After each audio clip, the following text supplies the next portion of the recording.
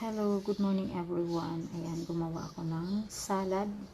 Ayan ang aking ingredients: cabbage, white onion, carrots, romaine lettuce, egg, chicken breast, ayan, and cucumber, and red bell pepper, and green bell pepper.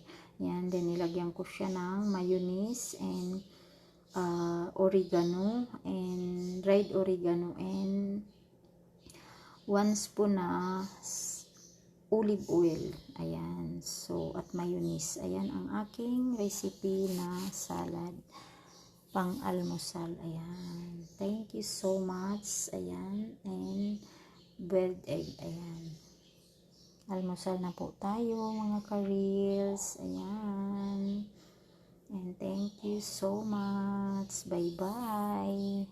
See you my next video. Like and share my video. Thank you so much.